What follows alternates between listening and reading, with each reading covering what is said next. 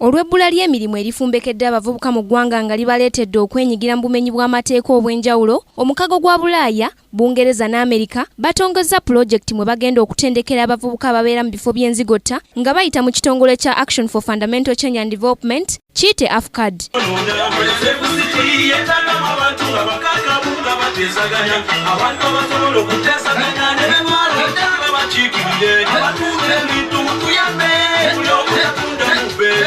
Omubaka w'omukago gwa Bulaaya mu Uganda Christian Schmidt agamba amawanga mangi gafunye obuzibu bw'abavubuka okwegatta mu bibinja by'abatujju olw'okuba bakireereesi kye bataagala kituuke ku Uganda nga y'ensonga lwaki bavuddeyo ng'ekiwundu tekinnasamba ddagala. We have seen across the world that it takes just a little spark, some misguided ideology, religion that is misunderstood, and then suddenly you have the spark of a fire. So you're absolutely right. We are not here to stigmatize the slums. We're not here to say that there are terrorists in Bwaise. We're here to say there are communities that are strong. Abavubuka mu bitundu by'e Bwaise, Katwe, Kamoocha, Kabalagala ne Kisenyi baakusomesebwa eby'emikono, olulimi Olungereza n'emirimu egisobola okubabeezaawo nga tebeenyigidde mu bumenyi bw'amateeka.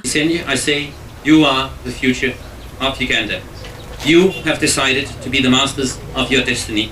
You have chosen peace, hope, prosperity and striving for a better life. Abavubuka abagunjukidde mu kitongole kya AFFCAD bagamba kibayambye nnyo mu bulamu bwabwe obwa bulijjo okulaba nga kati nabo balina kye basobola okwekolerawo okusobola okutambuza obulamu. Twazaalibwa yatukulidde mu kifo kino mu Bwaise nga tukulidde mu kusulibwa okw'amaanyi era abantu nga bagamba omuntu ava Bwaise nga mumanyi mwenna tuba bayaaye bamalaaya baani abo. Ekitongole kya AFFCAD kibadde kimaze emyaka 7 nga kikola kawefube ono era nga kigunjudde n'okusomesa abavubuka abasukka mu 1500 mu kitundu ky'e Bwaise. Ku lwa Kingdom TV, Nasaka Joweria, amalindirire. This is Kingdom TV.